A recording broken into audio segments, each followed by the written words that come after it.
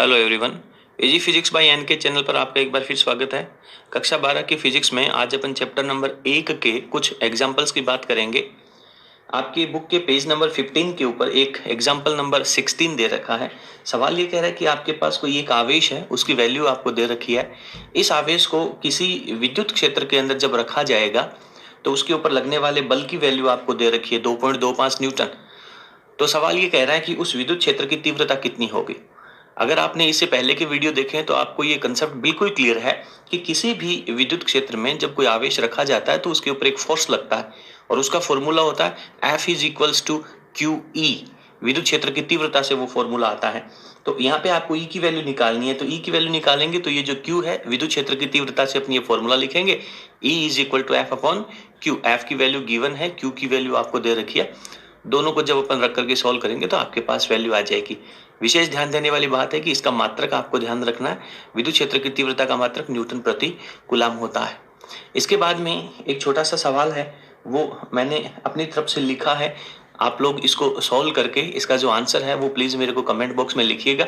मैं आपको थोड़ा सा हिंट दे देता हूँ। सवाल ये कह रहा है कि आपके पास एक कोई समबाहु त्रिभुज ABC है। इसकी प्रत्येक शीर्ष के ऊपर plus Q plus Q plus Q 3 आवेश रखे गए हैं। इसकी प्रत्येक भुजा A है। सवाल ये कह रहा है कि ये जो पॉइंट A है, इस पॉइंट के ऊपर विद्युत क्षेत्र की तीव्रता कितनी होगी। तो आप ध्यान दें, यहाँ पे इस आवेश को छोड़ देंगे अपन, बाकी 2 आवेश और है। 2 आवेशों की वजह से यहाँ पे विद्युत क्षेत्र उत्पन्न होगा। दोनों की डायरेक्शंस कुछ अलग अलग रहेगी। दोनों पॉजिटिव चार्ज हैं तो बाहर की तरफ रहेगी। तो पहले अपन दोनों के कारण अलग अलग विद्युत क्षेत्र की तीव्रता निकालेंगे और फिर आप लोग जानते हैं कि समबाहु त्रिभुज का जो प्रत्येक एंगल है वो 60 डिग्री का होता है। तो जब ये वाला एंगल 60 डिग्री का है तो बाहर वाला एंगल भी 60 डिग्री का होगा और फिर सदिश संयोजन से अपन उसकी वैल्यू निकाल पाएंगे। उसके बाद अगला जो आपका एग्जाम्पल नंबर 17 है, ये एग्जाम्पल नंबर 17 अक्सर बच्चे इसको पूरे सेशन में 2-4 बार बार पूछते रहते हैं। सवाल क्या कहता है कि आपके पास कोई 2 आवेश दे रखे हैं, एक आवेश यहाँ है और एक आवेश यहाँ है। इसकी वैल्यू 10 की पावर -8 कूलम है और इसकी वैल्यू भी 10 की पावर -8 कूलम है। इन दोनों को मिलाने वाली रेखा है वो इन दोनों के बीच की दूरी को निर्धारित करती है, परंतु आपको सवाल में इनके बीच की दूरी न दे करके दोनों आवेशों के निर्देशांक दे रखे हैं। तो यहाँ पे जो पहला एक आवेश दे रखा है, इसका निर्देशांक आपको दे रखा है 0.1 मीटर और y का मान आपको 0 दे रखा है। यानी x की वैल्यू ये दे रखी है और y की वैल्यू 0 दे रखी है। तो इस निर्देशांक से मुझे पता चला कि ये आवेश है वो तो x अक्ष की रेखा पे रखा हुआ है। यहाँ पे मुझे मूल बिंदु लेना पड़ेगा। इसका कारण क्या है कि मेरे को जो दूसरा आवेश दे रखा है उसका निर्देशांक लिखा हुआ है -0.1 मीटर और 0। यानी इन दोनों निर्देशांकों को देख करके, निर्देशांकों के आधार पर मैंने पता किया कि ये दोनों आवेशों की स्थिति कहाँ कहाँ है। तो ये अपना एक डायग्राम बनता है। अब सवाल कहता है कि इस पूरे निकाय की वजह से आपको विद्युत क्षेत्र की तीव्रताएं निकालनी है। कहाँ कहाँ तीव्रताएं निकालनी है, इसमें पहला पॉइंट आपसे कह रहा है इसका जो मूल बिंदु होगा उस मूल बिंदु के ऊपर आपको विद्युत क्षेत्र की तीव्रता निकालनी है। तो पहला क्वेश्चन ही अपन यहाँ पे सॉल्व कर लेते हैं।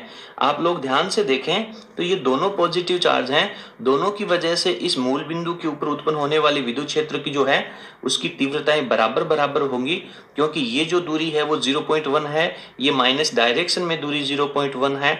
दोनों आवेशों का परिमाण बराबर है। इसको मैं कह देता हूं E1 और इस दूसरे के कारण जो विद्युत क्षेत्र उत्पन्न होएगा उसको कह देता हूं मैं E2।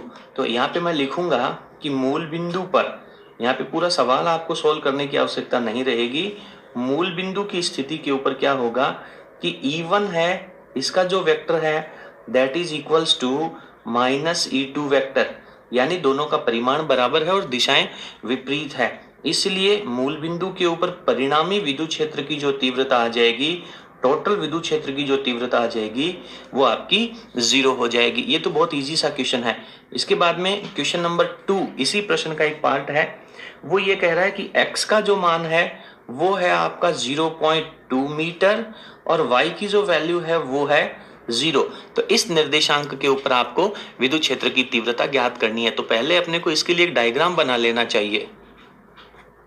तो डायग्राम मेरा कहता है कि ये A वाला आवेश है जिसके निर्देशांक आपको पहले दे रखे थे, ये B वाला आवेश है, ये जो निर्देशांक है उसकी स्थिति मुझे पता चली कि y का मान 0 है, इसका मतलब ये तो x एक्स की रेखा के ऊपर का कोई पार्टिकल है, कोई पॉइंट है, और उसमें x की वैल्यू 0.2 है, तो यानी जो b आवेश मैंने लिया था उससे भी बाहर की तरफ ये पॉइंट होगा। तो इस पॉइंट के ऊपर मुझे विद्युत क्षेत्र की तीव्रता ज्ञात करनी है। दोनों ही धनावेश है तो दोनों की वजह से विद्युत क्षेत्र की जो तीव्रताएं होगी वो बाहर की तरफ होगी। तो E1 वेक्टर है वो भी बाहर की तरफ है और जो E2 वेक्टर है वो भी बाहर की तरफ है। अब अपन यहाँ पे दोनों के लिए वैल्यू निकाल लेते हैं। तो सबसे पहले मैं यहाँ पे वैल्यू निकाल लेता हूँ। अपना पॉइंट नंबर बी चल रहा है, जो E1 वेक्टर जो होगा, EA वेक्टर कह सकते हैं या E1 वेक्टर कह सकते हैं, इसकी वैल्यू हो जाएगी, आप जानते हैं कि E बराबर KQ/R² फॉर्मूला होता है। तो K लिखा मैंने, Q की वैल्यू 10⁻⁻8 लिखी, KQ/R का स्क्वायर। तो यहां से लेके P पॉइंट की दूरी कितनी है, ये जो 0.2 है वो तो आपका मूल बिंदु से दूरी नापी गई है, और इस मूल बिंदु के बाद में इधर माइनस में 0.1 दूरी हो रहा है। और दूरी आप जानते हैं कि दूरी में अगर आपको यहां से लेकर के टोटल नापना है तो प्लस माइनस से ऐसा नहीं है कि माइनस 0.1 कम कर देंगे। यहां से लेकर 0.1 ये है, 0.1 ये है, 0.1 ये है, तो टोटल दूरी A से लेकर के P के बीच की कितनी हो गई, 0.3 मीटर। तो ये आपके पास 0.3 का होल स्क्वायर आ जाएगा फॉर्मूले के अकॉर्डिंग। और अगर आप इसमें वेक्टर लगाना चाहते हैं तो वेक्टर आप इसमें लगा देंगे आई कैप। इसी प्रकार से E2 वेक्टर लगाते हैं। E2 वेक्टर में वैल्यू आ जाएगी K इंटू Q की वैल्यू सेम 10⁻⁻8, और B से लेकर के P की दूरी कितनी है, तो ये 0.1 है, ये 0.2 है, दोनों के बीच की डिस्टेंस कितनी आएगी, माइनस करके अपन निकालेंगे, तो ये 0.1 हो जाएगा। तो ये वैल्यू आ जाएगी 0.1 का होल स्क्वायर, और ये भी आई कैप, बिकॉज दोनों ही पॉजिटिव चार्जों के कारण P पॉइंट के ऊपर विद्युत क्षेत्र की तीव्रताएं समान है। तो अब यहाँ पे अपन क्या लिखेंगे, E vector this is equals to E1 vector plus E2 vector, और अब आप इसको रख करके सॉल्व कर लेंगे। तो यहां से जब अपन वैल्यूज रखेंगे तो K और 10⁻⁻8 तो दोनों में से कॉमन आ जाएगा, ये वैल्यू आपके अंदर पास रहेगी। K की वैल्यू रखेंगे, इनको अपन ब्रैकेट को जब सॉल्व करेंगे एलसीएम लेकर के, तो ऊपर वैल्यू हो जाएगी 0.1, नीचे 9 × 10⁻⁻4, 9 ने 9 को कैंसिल आउट कर दिया, और जब ये 10 की जो प्लस माइनस में पावर्स हैं इनको जब आप सॉल्व करोगे तो E की वैल्यू आएगी 10⁻4। वेक्टर लगाया तो एकांक सदिश आई कैप लगाना पड़ेगा, मात्रक भी अपने को लिखना है न्यूटन प्रति कूलम। अब इसका एक क्वेश्चन और है। इस क्वेश्चन का जो तीसरा पार्ट है, सी पार्ट है, उसमें कह रहा है कि अब की बार आपको जो विद्युत क्षेत्र की तीव्रता फाइंड आउट करनी है उसमें x की वैल्यू 0 है और y की वैल्यू 0.1 मीटर है। तो इस पोजीशन से मुझे पता चलता है कि x का मान 0 तो y x की रेखा के ऊपर होता है, तो इसके लिए भी मुझे एक डायग्राम बनाना होगा। तो इसका जो पॉइंट C है, जिसके निर्देशांक आपको यहाँ पे दे रखे हैं, x का मान 0 है और y का मान 0.1 है, इस वाले पॉइंट के ऊपर आपको विद्युत क्षेत्र की तीव्रता फाइंड आउट करनी है। तो यहाँ का जो प्लस आवेश है A पे रखा हुआ, इसकी वजह से जब आप C पॉइंट की तरफ चलेंगे तो इन दोनों को मिलाने वाली सीधी रेखा के आधार पे चलेंगे। प्लस आवेश होने के कारण विद्युत क्षेत्र की दिशा यहाँ पे बाहर की तरफ होगी, तो इसको कह देता हूँ मैं E1 वेक्टर। इसी प्रकार से B के ऊपर भी पॉजिटिव चार्ज रखा हुआ है, इसकी वजह से भी C पर चाहिए, तो इसको अपन सीधा मिलाते जाएंगे। जब इसको सीधा मिलाते जाएंगे तो इसकी भी दिशा बाहर की तरफ आ जाएगी, तो इसको अपन कह देंगे E2 वेक्टर। अब आप जानते हैं कि ये दोनों भुजाएं क्या हैं, बराबर हो गई, तो इन दोनों भुजाओं के सामने वाले ये जो कोण होंगे वो भी तो बराबर आएंगे। तो एक एंगल को मैं थीटा मान लेता हूं तो दूसरा भी थीटा हो जाएगा। अब ये जो ए बी रेखा है, क्षैतिज के समांतर मैं यहाँ पे एक रेखा की कल्पना और करता हूँ जो इस पॉइंट सी के बीच में से जाएगा। तो यहाँ पे ये जो एंगल थीटा है उतना का उतना एंगल ही ये थीटा बनेगा। ये थीटा क्यों बनेगा, क्योंकि ये दोनों संगत कोण है। इसी प्रकार से ये एंगल थीटा है तो ये एंगल भी थीटा हो जाएगा। अब आप लोगों ने इससे पहले अपने डेरिवेशन में समझा है कि किसी भी सदिश राशि को जब घटकों में तोड़ा जाता है तो उसका एक घटक होता है साइन का और एक होता है कोस का। तो जिस भुजा के साथ थीटा का एंगल बनता है वो आपका हमेशा कोस का घटक होता है। तो ये इधर वैल्यू आ जाएगी कोस के घटक की। तो इसका कोस का घटक कितना हो जाएगा, ये हो जाएगा E1 cos थीटा। और जो दूसरा घटक होता है जिसके साथ थीटा का एंगल नहीं होता है वो होता है साइन थीटा। तो ये हो जाएगा E1 साइन थीटा की वैल्यू। इसी प्रकार से इस E2 को भी तोड़ दें तो ये हो जाएगा इसका E2 cos का घटक, cos थीटा का घटक। तो यहाँ पर अपने को इनकी वैल्यू लेनी है। इसी प्रकार से इस E2 का ये ऊपर की तरफ कौन सा घटक हो जाएगा, ये हो जाएगा E2 साइन थीटा का घटक। तो अब ये जो दोनों घटक हैं ये दोनों बराबर परिमाण के हैं, क्योंकि ये जो E1 और E2 की जब आप वैल्यू लेंगे तो A से लेके C की जो दूरी है और B से लेके C की दूरी बराबर है। अपने यहाँ पे नोट डाल के लिख देते थे, क्योंकि AC is equals to BC। तो E1 की वैल्यू क्या हो जाएगी, E1 की वैल्यू हो जाएगी KQ अपॉन AC का स्क्वायर, और इसी प्रकार से E2 की वैल्यू क्या हो जाएगी, ये भी हो जाएगी KQ अपॉन BC का स्क्वायर। इसलिए आप लोग ये कहेंगे कि E1 है that is equals to E2। अगर आपने इनके ऊपर वेक्टर लगा दिया तो ये बराबर नहीं होंगे, क्योंकि दोनों की दिशाएं अलग अलग हैं, और जब वेक्टर लगा देंगे तो अपन इनकी दिशाओं को हटाने के लिए इनके ऊपर परिमाण लगा देते हैं, मोड लगा देते हैं। तो E1 और E2 की वैल्यू बराबर हो जाएगी। इसलिए C पर परिणामी तीव्रता, परिणामी विद्युत क्षेत्र की तीव्रता, तो इसके लिए अपने को क्या करना पड़ेगा, टोटल वैल्यू अपने को लेनी पड़ेगी। तो इसके लिए अपने को टोटल वैल्यू लेने के लिए E vector this is equals to E1 vector sine theta plus E2 vector sine theta. अब आप जानते हैं कि चूंकि E1 और E2 क्या है, चूंकि E1 वेक्टर का जो मोड है और E2 वेक्टर का जो मोड है वो दोनों इक्वल हैं, तो यहाँ पे अपन वैल्यू लिख सकते हैं। तो ये हो जाएगा E1 साइन थीटा, और डबल टाइम आएगा तो इसके साथ 2 लगा देंगे।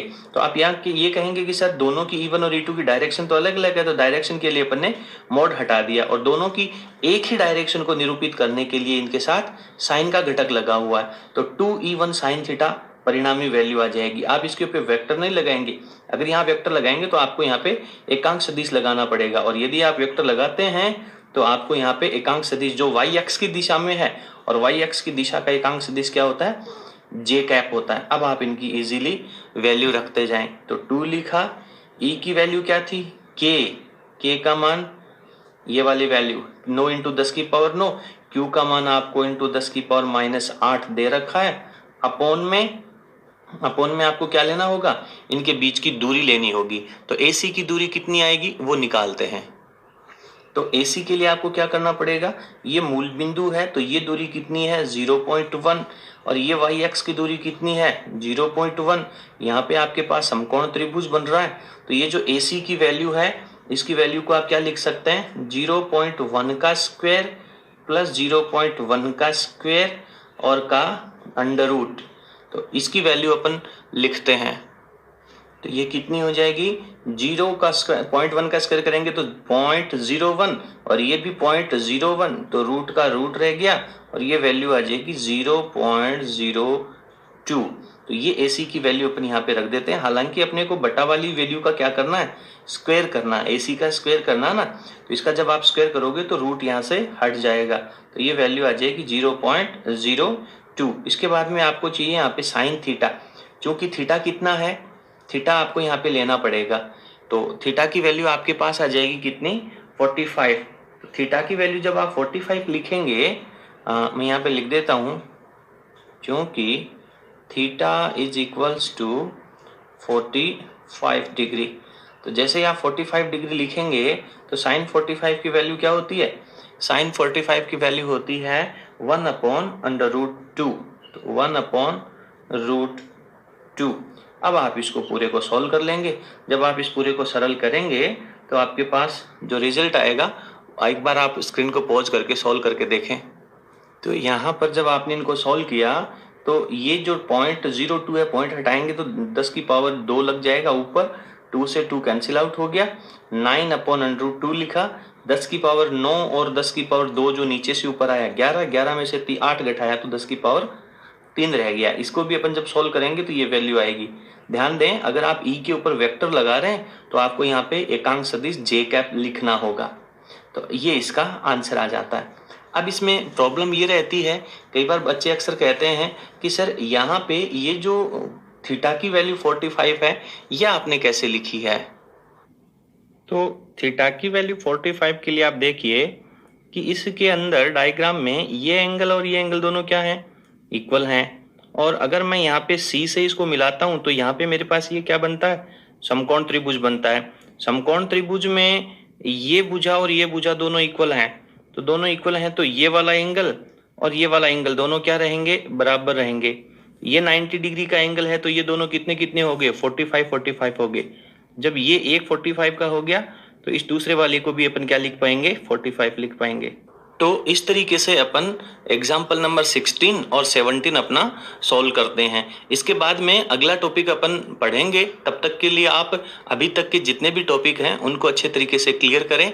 एक आपसे हिदायत और देना चाहूँगा कि आपने बुक में जो पीछे इस चैप्टर के पीछे की जो अनसॉल्व्ड न्यूमेरिकल्स दे रखे हैं, साथ साथ में आप उनको ढूंढ करके अपने रिलेटेड टॉपिक के जो सवाल हैं उनको भी सॉल्व करते जाएं। और अगर किसी प्रश्न में आपको क्यूरी आ रही है तो आप प्लीज़ मेरे को कमेंट बॉक्स में केवल क्वेश्चन नंबर लिख दीजिए और बुक का पेज नंबर लिख दीजिए, मैं आपको सॉल्व करके